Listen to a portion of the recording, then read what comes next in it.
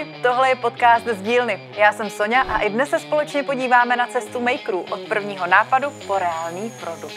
A dnes se dozvíte, jak se běží maraton v botách, které jste si sami navrhli a vyrobili ve FabLabu, jak se dá obuv dělat udržitelně, lokálně a bez továren a proč by budoucnost módy mohla nebo měla být open source. Naším hostem je totiž designér obuvy, výzkumník, maratonec a zakladatel projektu Open Footwear Juraj Šuška. Juraj, ahoj, vítej. Ahoj, jsem nesmírně rád, že jsme tu spolu. Já jsem moc ráda, že jsi tady. Ty se botám věnuješ přes 20 let z pozice výzkumníka, designéra i testra, co se týče běžecké obuvy. Mě zajímá, kde začala tvá cesta k obuvnickému řemeslu. Ako na množstvo otázok, aj na túto mám strašne veľa odpovedí. Tentokrát použijem tu, že je to zdedené povolanie. Moji rodičia sa venovali dizajnu a výrobe obuvy a nejak som tak v tom vyrastal a ostal. Že keď bola otázka strednej školy, čo to bude, nejak asi nebol záujem hľadať niečo iné, tak to bola obuvnická škola. Ale potom zakrátko to bolo, že viem, že toto chcem robiť. A pamatuješ si na vůbec první boty, který jsi vyrobil sám? Úplne prvé, ktoré si pamätám, boli pravdepodobne boty, v ktorých som cestoval. Že keď som mal, ja neviem, asi 18 rokov, som cestoval po svete, stopoval, taký klasický ten hitchhiking na západ. A tak to bolo v mojich botách. A potom som začal robiť boty pre kamarátov, pre ľudí okolo mňa. Prý si udělal boty pro celou hospodu. Jo. Řekneš mi o tom víc? Jo, to bol asi jeden z tých momentov, kedy som si uvedomil, že sa tomu, že to má zmysel. Neviem, mohol som mať možno 20 rokov. Sedeli sme v hospode a niečo padlo pod stôl, či to bol zapalovač alebo niečo, to si fakt nepamätám. Ale pozerám, jak som sa zohol pod tú ťažkú drevenú tmavú lavicu, tak vlastne celý stôl som obul. A to bol zaujímavý pocit, že napriek tomu, že som to vyrábal a že som to robil pre kamošov, s ktorými sme vlastne trávili čas, tak to bolo jedno také prezretie, že a jo, sedelo tam možno 10-12 ľudí a všetci mali proste baganže odo mňa. Jedni boli červené, modré, zelené, s lepkami, s anglickou vlajkou a proste kdo si čo vypýtal, to tam dostal. Já jsem se tě a právě chtěla boli zeptat, spokojní. co to byly za boty, které si vyráběl? Ale Dr. Martens, čiže v podstate také pre ten metal punk society, že proste ten dovoz vtedy ešte úplne nefungoval, alebo to bolo príliš drahé, tak proste sme sa snažili nejak tak vyrábať niečo autentické, podobné. Čiže predstav si masívnu baganžu, niekedy so celou špicou, niekedy bez. A proste najdôležitejšie tam bola tá dekorácia, že vždycky vlastne sme sa s tými ľuďmi bavili, a jaké by si to chcel. Že to je custom vlastně. Total. To na tom byla ta největší hodnota. Total custom a tomu customu sa vlastne venujem doteraz a ten baví a má zmysel, že je to taký tá protiváha tej globalizácie a tej mass production, že ti prichádzajú kontajner za kontajnerom v jednej farbe, v jednom tvare. A oproti tomu je ten custom, kde sa bavíš s tým zákazníkom, s tým spotrebiteľom a on ti povie presne, čo potrebuje. Ale i k tomu se dostaneme, protože vím, že open source teď pro tvůj život a tvoji kariéru hraje zásadní roli. Ale ty jsi prošel prací pro velké globální značky. Pracoval si, možná nám řekni, pro koho všeho si pracoval, takový výčet tvých zaměstnavatelů. Tam, kde som väčšiu časť kariéry som pracoval pre pracovnú a bezpečnostnú obuv. Takže to boli tie produkty, to boli proste policajti, požiarníci, stavebné firmy, medika a podobne. Takže práca všeho druhu. A potom teraz posledné roky, 2 roky a nejaké menšie projekty predtým sa venujem práve zdravotnej, ortopedickej a zdravotnej obuvi. Takže nejak viac sa priblížiť k tomu, ako tá noha funguje a ešte bližšie k tomu, že každá tá noha je iná.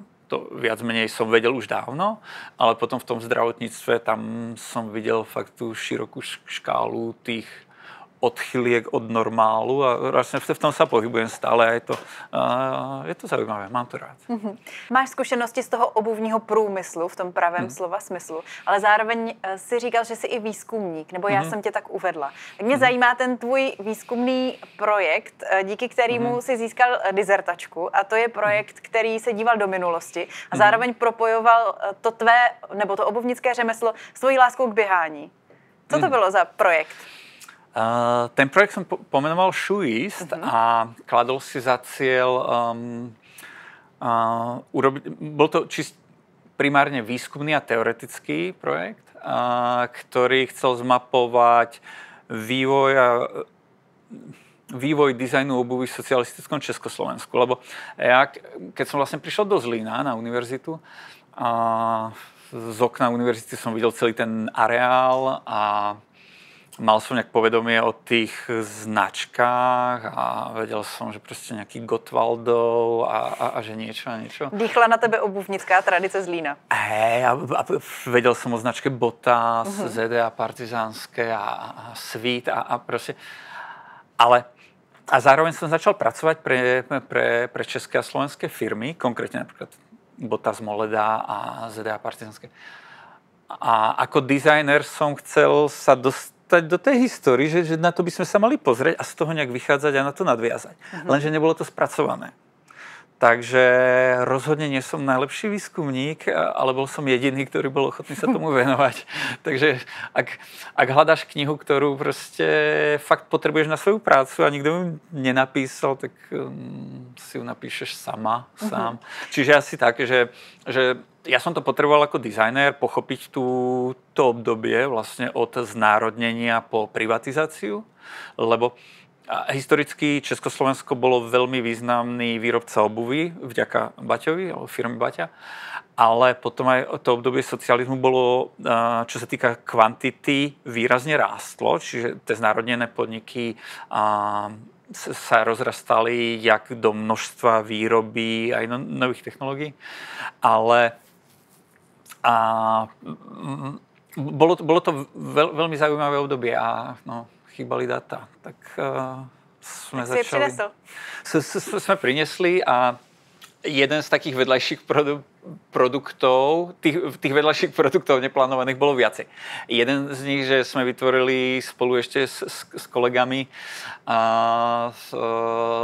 najväčšiu zbierku československej obuvy vlastne vôbec. Čiže keď si predstavíš akékoľvek české alebo slovenské múzeum, tak z toho obdobia, z toho socializmu nikto nemal tak veľa párov, ako sme pozbierali my. A vlastne celé sme to zdigitalizovali a vlastne doteraz to slúži ako nejaká predloha pre dizajnérov alebo filmárov a pre kohokoľvek, kto to potrebuje. Takže to bol taký ten štart. A ty si říkal, že je to hlavně teoretická práce, ale má reálné praktické výstupy. Áno. Jaké? Áno. Protože ty si díky tomu navrhl svoji první běžeckou botu, je to tak? Áno. A možno celý ten úvod, že asi v tom čase, jak som na tej práci pracoval alebo začínal pracovať, tak som prišiel ešte aj na druhú vec. Ja som nikdy nebol športovec, nikdy v rodine sme nepozerali, proste skončili správy a začal šport, tak sa to vypínalo, lebo to nikoho nezaujímalo. Ale ako rodina sme športovali, ale nie nejak tak hardcore. A cez ten dizajn obuvy som si raz tak uvedomil, že tak som tak rozmýšľal, aký je najlepší spôsob, ako otestovať obuv. A som prišiel na to, že logicky maratón, že proste 42 kilometrov je dobrý štart. Tak som išiel, v tom čase som bol na Erasme v Anglicku, som išiel do knižnice a tam som hľadal knihy podľa nápisu How to run first marathon easy and fast a podobne. Čiže to išlo, že ako jednoducho sa dostať k cieli. Požičal som si 3 knihy, pozeral som sa, ktorá mala najjednoduchší štart, alebo najmenej kládlo na mňa nápor, tu som si zobral. Podľa toho som začal trénovať a vlastne dizajn obuvy ma vlastne doviedol k behu, nie opačne. A keď už som teda bol dizajner a bežec, tak bolo otázka času, kedy sa to pretne.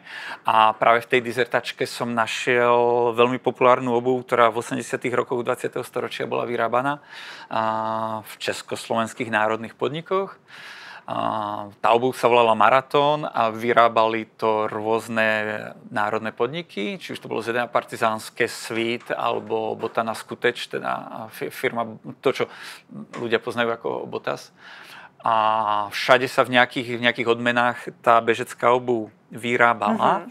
A v rámci tej disertačnej práce som vlastne našiel výrobcu, ktorý stále mal tú technológiu, mal prístup k tým materiálom a spolu sme nejakým spôsobom reinkarnovali ten model alebo tú modelovú radu. Vyrobili sme novú botu a rozhodol som sa ju otestovať. Tak sme vlastne začali nejak tak... To bol fakt taký štart. V tomto prípade som sa dizajnersky moc nezapojil, lebo som naozaj ma zaujala tá historická hodnota, tak som to len nejak esteticky farebne sa na tom podielal. Ale dôležitý bol ten test a ten test mi povedal, OK, tá technológia aj v dnešnej dobe je na dobrej úrovni, je tam veľmi dobrá životnosť tých materiálov, je tam relatívne jednoduchá vyrobiteľnosť, lebo akúkoľvek inú bežeckú botu, ktorú som si chcel kúpiť, tak pochádzala z Ázie, vyrábaná na strojoch, ktoré u nás neexistujú. Tie výrobné linky je nulová šanca, aby sa tu objavili. Tie materiály sú vlastne taktiež vyvíjane, vyrábané v Ázii, takže ich sem nedostaneme, takže vlastne celá tá výroba ušla niekde inde a tuto sa už na tom nedalo pokračovať, alebo to vyzeralo, že sa nedá pokračovať. Tak som začal rozmýšľať, že či naozaj sa nedá. Nejenom přemýšlet, ty si ten nápad nebo tu ideu začal rozvíjet ještě více a tak vznikl projekt Open Footwear. Co to vlastně je? Presne tak. Nutno dodať, že medzi tou botou 1 a tým projektom Open Footwear uplynulo zase niekoľko rokov, že to nebolo tak raz na raz, ale práve presťahovali sme sa do Brna. Ja som sa začal ďaleko viac venovať digitalizácii a tomu dizajnu obuvy v digitálnych nástrojoch, či to boli 2D kedy na modelovanie, 3D kedy na dizajnovanie, 3D tisk a nejakým spôsobom som sa ocitol vo FabLabe alebo blízko FabLabu a som začal zisťovať, že OK, to sú vlastne tie nástroje, ktoré dokážu demokratizovať výrobu a v tom zmysle, že odrazu tú botu vieme vyrobiť teoreticky kdekoľvek. Ak budeme, OK, máme nejaké jednoduché materiály, máme stroje, lebo vieme, že ten FabLab, ten systém FabLabov je globálny fenomén, alebo že máme viac ako 2500 FabLabov na svete. Takže ja keď urobím dizajn, ktorý sa dá dizajn boty, ktorá sa dá vyrobiť vo FabLabe, tak automaticky viem, že sa dá vyrobiť kdekoľvek na svete a to nejak sa nabalilo, že vznikol Open Footwear. Jak vypadala první bota, která byla v rámci projektu Open Footwear? Protože ty si vlastně vytvořil design a dal si ho k dispozici lidem jako open source s nějakým návodem. A nebo víš co, pojďme si to ukázat možná trošku více v praxi, jak to vlastně vznikne, nebo jak si můžu udělat vlastní botu ve FabLabu? Proces, hej? Alebo... Možná úplně od začátku, co k tomu budu potřebovat? Dobre. Nadšení a čas. Nadšení mám čas, ne, ale zvládnem to i tak. OK. Môžeme sa na to mrknúť. Takže ty by si mala záujem si vyrobiť niečo takéhoto. Predpokladám. No musíš mi říct, co to je, já nevím, co to je. A toto je vlastne, je to už také vetromošľahané, toto je prvý model Open Footwearu, ktorý bol reálne použitý na závodoch. Takže predtým boli nejaké iné prototypy, ale tento naozaj išiel na Larnaca Half Marathon na Kypre. V ňom som odbežal tých 21 kilometrov. To ma presvedčilo o tom, že dizajn je správny, nejaké úpravy tam ďalej prebiehali, nejaké modifikácie. To, jak to vyzerá zašpinené, vlastne to je len tá... Počas času tam boli nejaké úpravy.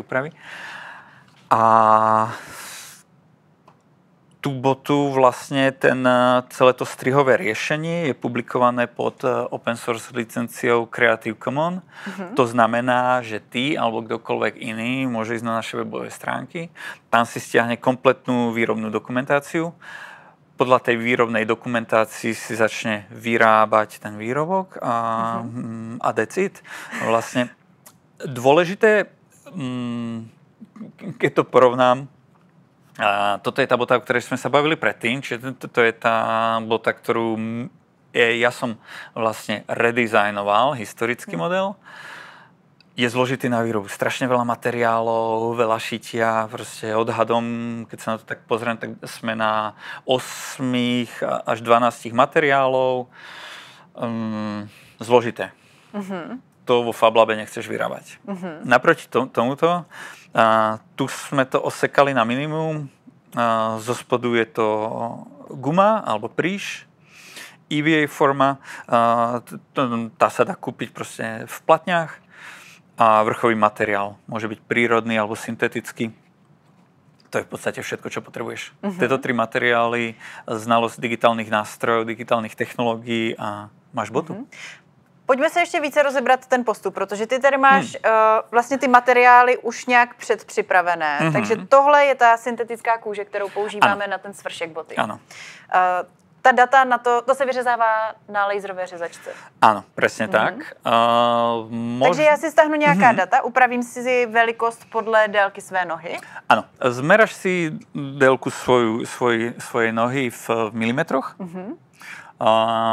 K tejto dĺžke si pridáš, odporúča sa 8 až 12 mm dĺžky, aby si mala správnu dĺžku boty, čiže tá bota má byť 8 až 12 mm dlhšia. Klikneš si na zip file v danej veľkosti, dáta sa dostanú k tebe do počítača, stávajú sa tvojimi, nikto ti ich už nezobere, nikto ti ich nezmení. Ale ty si ich môžeš zmeniť. A to je možno na tom taký dôležitý side effect, ešte ten taký bonusový, že ty keď si... Ale k tomu se, Juraj, možná dostanem. Já bych teď udělala tohle. Ty si ho chceš najskôr vyrobiť. Já si chci nejdřív vyrobit a pak se k tomu dostanem. Takže možná ještě jakoby jednou. Máme tady nějaké materiály, máme tady syntetickou kůži, vidím nějaké nitě, vidím lepidla, tohle nevím, co je. Pojďme si to rozebrat. Takže velmi jednoducho. Máš data. Data máš z webu, z nášho webu. Potrebuješ materiál, ten môžeš kontaktovať mňa, ja ti môžem pomôcť so zohnaním materiálom, prípadne, a to je také najpriamočiarejšia cesta, kde všade posielame ľudí, choďte do prvej opravovne obuvy v regióne, tam sú všetky tieto materiály. Fakt sme išli na tú absolútnu jednoduchosť, takže potrebuješ vrchový materiál, syntetický alebo prírodný. Ja používam syntetický kvôli tomu, že my tým botám dávame pomerne dosť zabrať. To znamená, tá bota môže mať kľudne najazdených, za chvíľku bude mať, môžeme sa k tomu dostať 1000 kilometrov. Přímo tahle bota. Přímo tahle bota. A práve tú botu používame, keď je špinavá, hodíme ju do pračky. Jasne. Opereme, očistíme, prípadne vymeníme. Na to je to perfektné. Ak si niekto robí botu na chôdzu, prírodná úseň je úplne geniálna, choďte do prírody, do prírodných materiálov. Dneska šport veľmi málo používa prírodné materiály, skôr je to v tej syntetike práve kvôli tej účelovosti a životnosti. Takže máme matroš. Druhú vec, čo potrebujem, je zo spodu vlastne podrážka, ktorá robí protišmyk. Podľa tých dát vystrihnem, chytím bežne dostupné lepidlo, zlepím tieto vrstvy dokopy, mám spodek. Vrchné diely sú zošívané tým, že vlastne celá tá konštrukcia má presný počet dier, takže vlastne šijem ktoré už sú taky vyříznuté, takže to nemusím řešit. To ten design celé poskytuje. Takže potrebujem ihlu a niť. Z diery do diery celé ušijem, prišiem jazyk, zošijem zadnú časť a v závere to zošijem všetko dokopy. A tým vlastne získavam hotovú botu. Či už jednu alebo druhú. Oni sú to vlastne technologicky je to veľmi podobné. Jediný rozdiel je, že pri tej bežeckej je tam ešte vložený, vlepený ten EVA materiál, ktorý má za účel tlmiť nárazy a tým zvyšovať komfort. Dôležité na beh. A tohle je klasická barefoot bota na běžné nošení, která tohle nepotřebuje. Presne tak. Takže tam se tomu vyhneme. Presne tak. A pak si to můžeme ještě dozdobit. Tohle koukám, že je taky vyřezaná folie na vinyl cutteru, takže taky ve Fab Labu. Musíme. Obrandovat. Ako na jednej strane sa tvárime, že estetika je nebezpečná, nemali by sme prikladať taký veľký dôraz. Mali by sme, nikto nechceme chodiť v škaredých veciach, chceme, aby sme nejak vyzerali, aby sme boli zladení. A to je tiež vlastne sila toho open sourceu, že ak ty ako užívateľ máš možnosť a slobodu ten produkt si upravovať, tak ty dneska si tú botu urobíš, dáš si tam proste nápisy, brandy vo farbách, aké ich dneska cítiš a ten produkt používaš a po nejakom čase to, čo ti prišlo ako super nápad, že proste tá farba alebo niečo, farebná kombinácia, že to je to najlepšie. Prejde deň, 2 týždeň a si povieš, ne, už to nefílujú. Presne. Tak proste ty sa len vrátiš do Fab Labu a si to narežeš na novo. Buď vymeníš ten jeden dielec, alebo to proste odstrániš a dáš nový. Lebo ak sa bavíme, ak sa budeme baviť o udržateľnosti, tak my produkty zahadzujeme buď kvôli tomu, že sa im skončí funkčná hodnota, alebo estetická.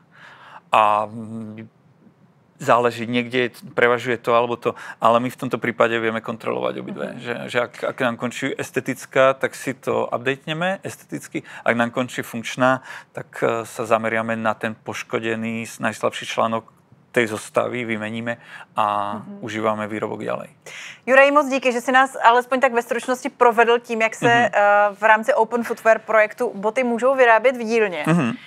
A já bych to možná ještě trošku rozvedla, protože vnímám, že za tím vším je koncept svobodné výroby obuvy, který ty se snažíš prosazovat. A mě zajímá, co je vlastně zatím. Jaké hodnoty ty zatím vnímáš?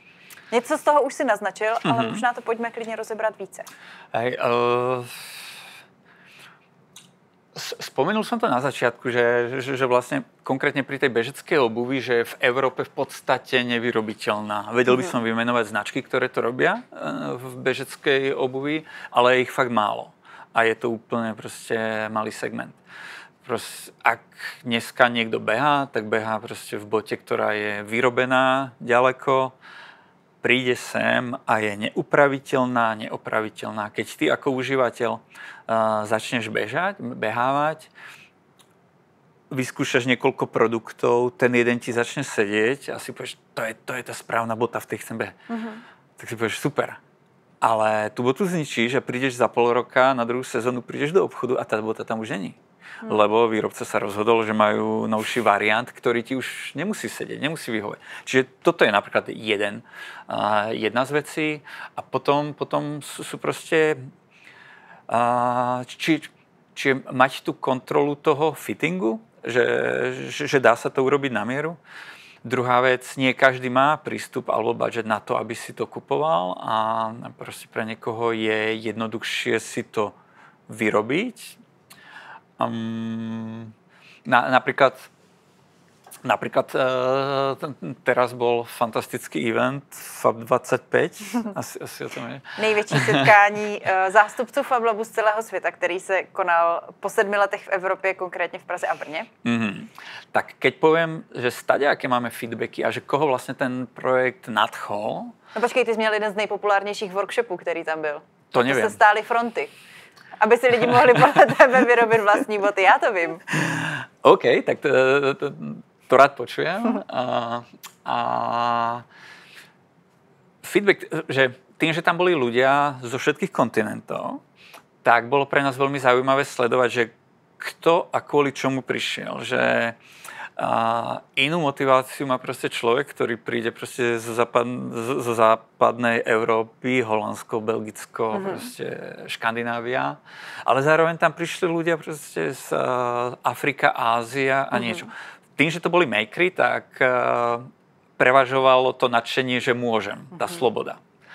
Ale zase ukázali sa tam, a to som bol napríklad prekvapený, že tam prišla pani z US a že ona má nejaký Makers Lab na nejakej strednej škole, ak som to správne pochopil. A že napríklad tam je že povinná uniforma, že je to tam dané. A že tam tie deti majú problém v tom, že si veľmi potrpia na to, aby každý tá uniforma, aby vždycky vyzerala ako nová. Takže veľmi rýchlo sa tam zahadzujú veci, len kvôli tomu, že už je niečo trošku ošupané. A ona vlastne prišla, jak zvládala tú našu prezentáciu, prednášku, povedala, že ja to donesiem tam, lebo samozrejme musí to prísť s nejakým schvaľovaním, aby sa z Open Footwear projektu stala uniforma pre nejakú americkú strednú školu, ale povedala, že s tým sa ona pohrá. Tak potom odrazu sa tam otvára cesta, že tie deti, tí študenti si tam môžu niečo vyrobiť a keď sa im to nepáči, tak si to môžu upraviť a prerábať. To je fantastické. Ja som mal botu, ktorá mala za sebou viac než 700 kilometrov, bola esteticky zničená aj funkčne a ja som vyradil vlastne tie dve najopotrebovanejšie časti, čo bola medzipodešva a päta. A odrazu čo sa stalo, že vlastne keď na akomkoľvek výrobku zoberieš tie dve najhoršie veci a vymeníš ich za úplne nové, tak odrazu ten produkt vyzerá ako nový. Keď máš barák a máš proste zlé okná, dáš nové okná, si povieš, wow, ten pocit, že skoro nový barák. Na aute, ak máš proste lak, tak prelakuješ auto a si povieš, wow, a funguje to aj na botách. Málo kto to tak robí, ale my sme to otestovali, funguje to. Je tam teda nějaké right to repair, možnost si opravit tu věc, když část nefunguje. Ano. Vnímám tam customizaci, že si tu botu můžu udělat podle sebe, nejenom esteticky, ale i funkčně. Když mě tam něco nesedí, můžu si to seříznout, upravit ten model jako takový. Ale je zatím i ten open source design. A mě zajímá, jak by si ty přál, aby se do toho zapojila komunita třeba jiných designérů z celého světa kolem Fab Labu, kteří se zapojují třeba do open source softwaru, které pomáhají designérům. Tak jak bys chtěl, aby se komunita podílela na projektu Open Footwear? Ten open source princíp je nevyhnutnosťou. Bez toho to nejde. Že teoreticky, ty keď si kúpiš výrobok, chceš si ho opraviť, nemáš technickú dokumentáciu na to, aby si čokoľvek upravil, že už to je problém dneska. A práve ten open source dáva, že mám nielen výrobok, ale aj tú dokumentáciu. Nesmierne dôležité a vlastne s tým začíname. A možno tú ideu ešte, že moja predstava od začiatku bola, že Open Footwear bude nejaká taká platforma. Čiže ja to začnem, ako prvé tam dáme tú bežeckú botu, lebo to je to najnáročnejšie. Ak ja urobím najskôr bežeckú botu, tak ľahšie presvedčím ľudí, že to funkčne dáva zmysel, že sa to dá a potom môžeme ísť na barefoot a môžeme robiť sandálky a kadečo. Takže to bol ten štart. Ale idea bola, že ten Open Footwear proste otvorí dvere ďalším dizajnérom a ďalší dizajnéri do toho môžu pridávať svoje vlastné dizajny. Čiže idea je, že z toho bude nejaká knižnica, kde aj ďalší dizajnéri môžu pridávať. Něco jako Thingiverse, nebo Printables pro 3D tisk. Áno, presne, v tomto. A keď sa pýtaš na to pokračovanie, tak má to aj pokračovanie, lebo sme zároveň aj definovali, že ak už tam tá knižnica je, ak už prinútime alebo namotivujeme užívateľov, aby tam prišli a aby si to začali vyrábať, tak odrazu nastáva problém softwarový. Že v akom softwari sa to dá robiť. Ty tvoříš v čem mimochodem? Toho je viacej. Čo sa týka 3D modelovania, to celý workflow som už preniesol do Blenderu, ktorý je open source. Nedám na to dopustiť. Pracoval som aj s vlastne proprietnými 3D CAD systémami pre obuvníctvo. Nebol som s nimi spokojný, ostal som v Blenderi.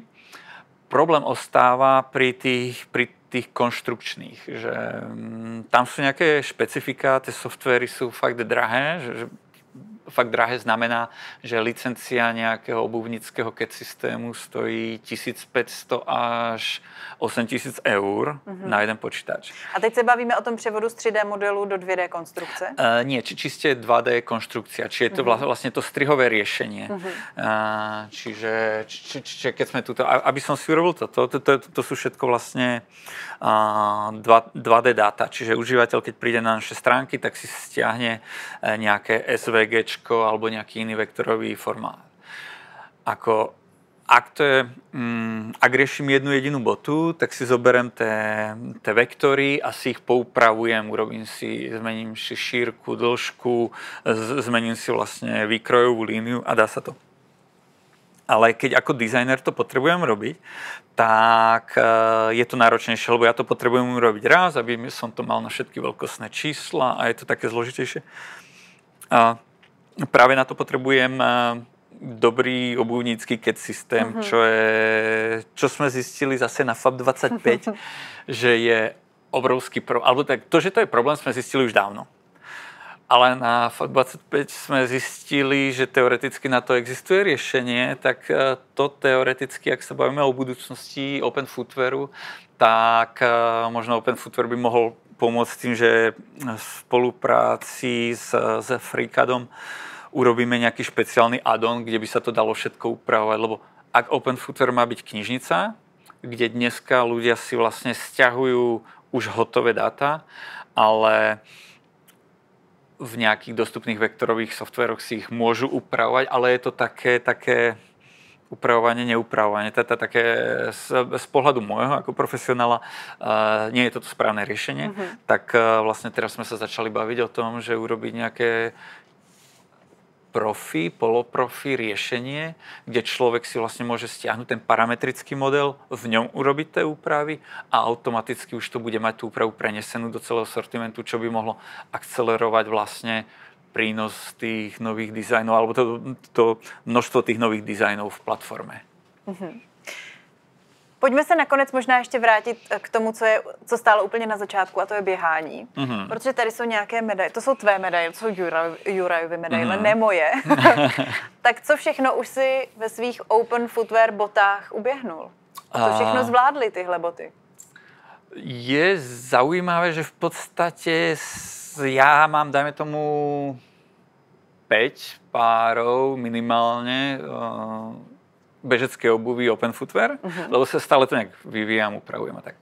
Ale v podstate, keď nad tým tak rozmýšľam, tak asi všetky behy som odbehol iba v jednej jedinej a to bola práve tá prvá, že takže áno, je to Jurajová noha, je to Open Footwear boty, ale v podstate sa bavíme o tej úplne jednej a prvej bote, ktorá so mnou chodí na všetky závody. A je to také, začína sa to stávať veľmi osobným, že si neviem predstaviť, že jedného dňa pôjdem proste na nejaký maratón bez týchto bot. A tým zároveň, samozrejme, je to trochu s nadsázkou, myslím, ale že chceme vlastne overiť ten aspekt tej udržateľnosti v tej životnosti. Lebo ja keď si kúpim bežeckú obuv na trhu v obchode, tak z mojej skúsenosti životnosť u mňa je približne 300 kilometrov. 300, 350, niekedy skôr. A proste na tej bote dôjde k nejakej chybe, niečo sa poškodí a diskvalifikuje tú botu v tom, aby sa ďalej používala ako bežecké. Stále môže s ňou ísť na záhradku a proste vieme aj, čo robíme s výbehovými produktami, ale veľmi často to končí v kontajneri. Takže ten open source riešenie práve ti dáva tú možnosť si to opravovať, predĺžovať ten život a tým pádom namiesto 300 kilometrov, ak táto bota proste tento rok, určite tento rok bude mať svoj 5. oficiálny štart, tak sa vlastne dostane cez 1000 kilometrov, čo je hodne dobrý. Jak sa hovorí v Brně. To je hodně dobrý. Tak Juraj, díky moc za rozhovor. Máme pro tebe ještě pár rychlých otázek v rámci rychlokvízu. Jsi připraven? Ne. Můžeme začít? Jo.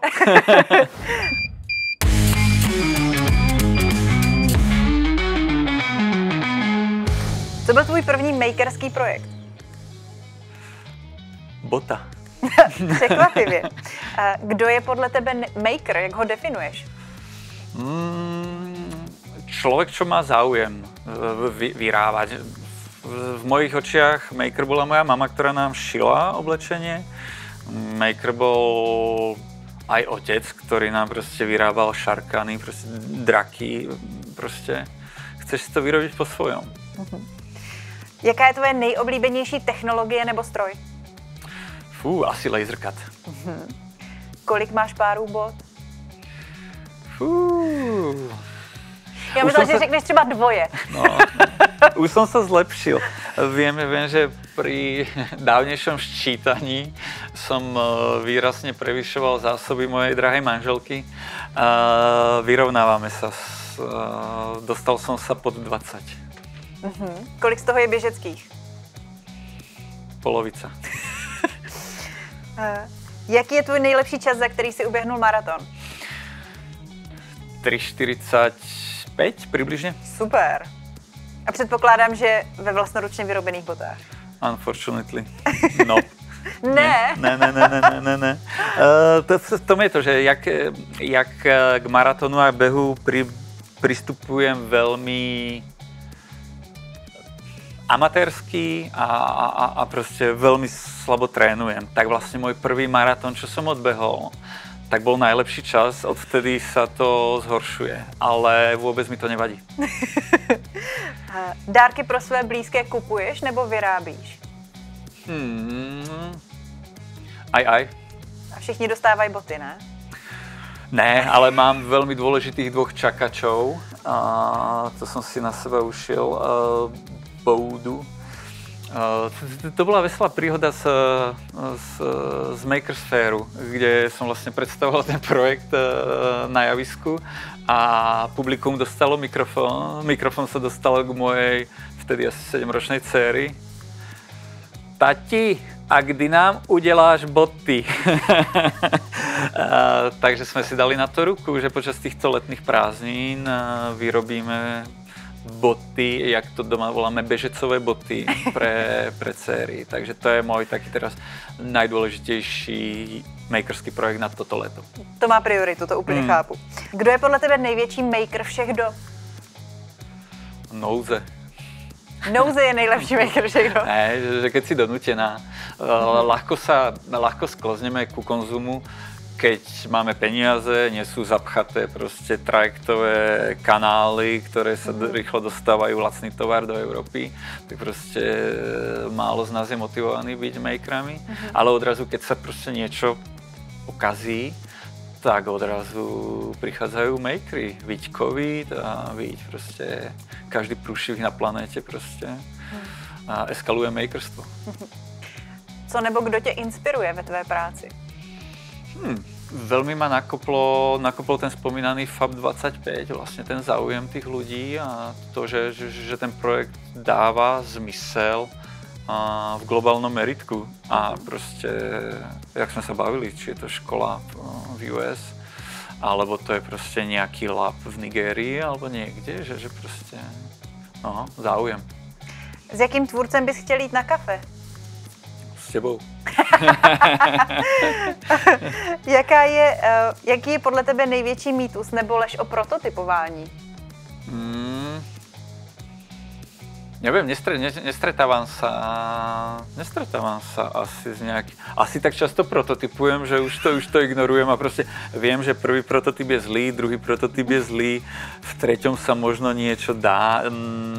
Nie, je to cesta, ale otvorená cesta, takže... Juraj, díky moc za tvé odpovědi, že jsi byl hostem podcastu Z dílny a budu se těšit na viděnou ve FabLabu. Díky moc, bolo mi potešením a ďakujem FabLabu za tento fantastický priestor, lebo bez neho by tento projekt nevznikol, takže díky moc celému týmu a všetkým makerom, čo sú tu. Je mi potešením byť súčasťou. Nám taky.